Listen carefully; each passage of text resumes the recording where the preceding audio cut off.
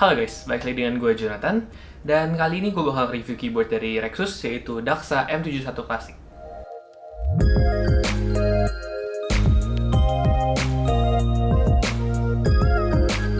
Oke, jadinya keyboardnya ini adalah keyboard dengan layout 71 key, atau bisa dibilang mirip-mirip dengan 65%, tapi ada tambahan satu kolom lagi di sebelah kanannya.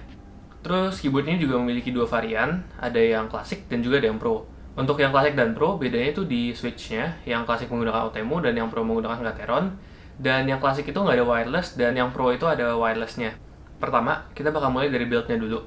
Keyboard ini dibagi menjadi dua, case dan plate. Untuk case keyboard ini, dia itu pakai plastik ABS, dan dia itu rasanya tuh nggak gitu bagus, dan berasanya murah. Terus di bagian bawah case-nya itu, dia juga ada 4 rubber feet, dan juga kalian bakal dapat magnetic fit yang bisa meningkatkan typing angle keyboard ini. Jadi cara pasangnya tuh cuma tinggal ditempel aja di bagian belakang keyboardnya.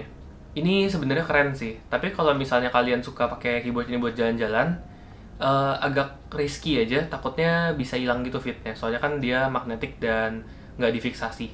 Kalau untuk plate-nya, dia itu menggunakan bahan logam, dan plate-nya itu sebenarnya cukup unik. Dia itu ada blocker, jadinya blocker yang di keyboard ini nggak di case, tapi ada di plate. Terus lanjut ke mountingnya. Untuk keyboard ini, dia itu mountingnya menggunakan tray mount, dan typing feel-nya tuh berasa sedikit stiff. Lalu di keyboard ini kan juga ada side glow. Itu ada semacam plastik warna biru di samping kanan kiri keyboard ini. Itu berfungsi sebagai bisa dibilang diffuser. Jadi ada semacam bolong-bolongannya, itu ada plastik yang translucent buat nunjukin side glow-nya. Kalau misalnya untuk berat keyboard ini, dia itu di 620 gram tanpa menggunakan kabel. Sekarang kita lanjut ke keycaps. Untuk keyboard ini, dia menggunakan keycaps ABS double shot dengan ketebalan 1 mm, lalu font yang dipakai itu tidak agresif, dan di beberapa tombolnya itu ada sub legends yang menggunakan laser etching. Untuk tekstur keycapnya itu dia nggak terlalu kasar, tapi dia juga nggak terlalu halus. Bisa gue deskripsiin seperti kertas HVS biasa. Terus Rexus juga memberikan 2 extra keycaps yang berwarna merah, yang bisa digunakan untuk escape dan juga enter.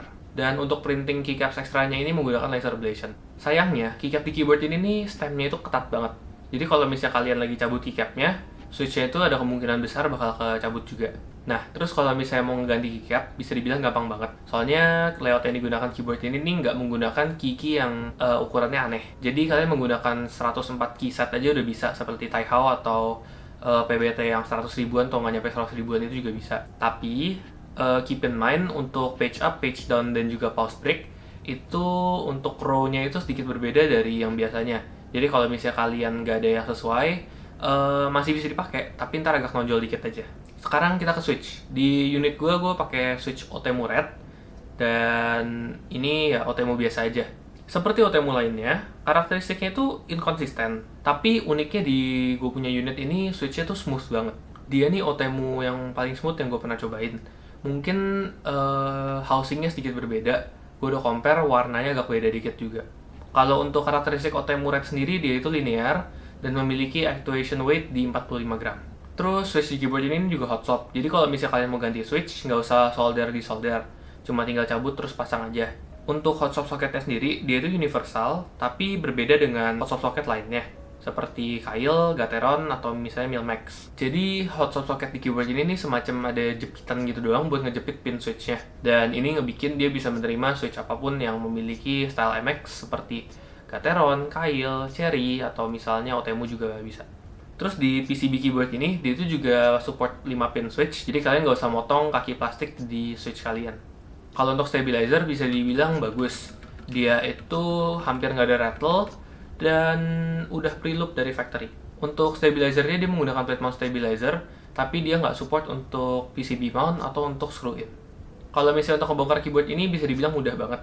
Jadi pertama kalian melepas keycap, setelah itu kalian membuka semua skrup yang di bagian atas keyboard, and done. Begitu aja lepasnya. Sekarang ke fitur.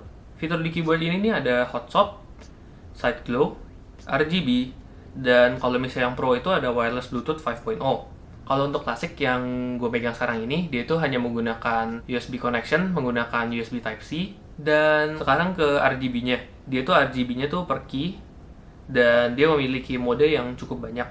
Tapi sayangnya untuk side glow-nya, dia nggak bisa diatur mau brightness-nya seberapa. Yang menurut gue agak sayang sih, soalnya dia agak keterangan. Untuk kontrol lightingnya itu dia bisa dilakukan menggunakan software atau juga bisa key combination di keyboardnya. Satu hal lagi di keyboard ini, dia itu memiliki dua mode, Windows and Mac. Nah, untuk mengakses ini bisa menggunakan FN dengan A atau S. Kalau misalnya untuk software, dia itu softwarenya bisa buat mengganti fungsi key, lalu bisa mengganti lighting, mengatur gaming mode, dan juga set makro. Basic banget sih softwarenya, nggak ada yang unik atau yang spesial dari software keyboard ini. Terus untuk aksesoris keyboard ini bisa dibilang cukup bagus. Kalian bakal dapat satu wire keycap puller, satu switch puller, lalu mendapatkan 2 keycap ekstra, dan beberapa switch ekstra. Sekarang ke pengalaman gue pakai keyboard ini. Gue pakai keyboard ini kurang lebih semingguan lebih. Beberapa harinya itu gue menggunakan switch lain, bukan switch OTMURED, soalnya buat gue ngetes switch doang. Yang gue bisa bilang dari pengalaman gue tuh bisa dibilang cukup oke pengalamannya. Pakai switch bawaannya gue itu kurang begitu suka gara-gara dia itu inkonsisten. But other than that, keyboardnya itu cukup oke. Nggak ada isu-isu pas gue lagi ngetik atau misalnya lagi main. Terus kalau misalnya untuk layout yang digunakan keyboard ini nih menurut gue bagus, tapi agak nanggung gak jelas. Kayak kenapa Rexus nggak ngincer 65% aja. Tapi kalau misalnya untuk gue pribadi, gue sih adaptasinya mudah. Soalnya dari dulu tuh gue pakai 65% dan cuma lebih panjang dikit doang. Sekarang, apakah gue bakal ngerekomendasiin keyboard ini? Jawabannya sih sebenarnya tergantung. Kalau misalnya ke depannya, kalian tuh hanya bakal sekedar ganti keycaps, ganti switch, dan mungkin ganti stabilizer, keyboard ini oke. Tapi kalau misalnya kalian ke depannya mau sekalian ganti case, ganti switch, ganti keycaps, dan juga ganti stabilizer, gue bisa bilang kayaknya sih lebih baik VX64. Soalnya dia itu sedikit lebih versatile untuk mountingnya yang bisa dibilang universal.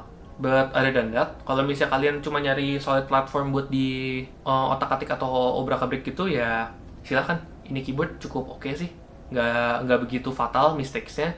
Dan menurut gue keyboard ini juga user friendly, apalagi untuk orang-orang yang beginner atau bahkan orang-orang yang cuma pengen punya keyboard hotshot buat iseng-iseng doang. Keyboardnya juga cukup oke. Sekian video kali ini. Like and subscribe kalau misalnya kalian suka dengan konten gue. Dan setelah ini bakal gue sisipkan typing test dan audio test untuk keyboard ini. Bye-bye.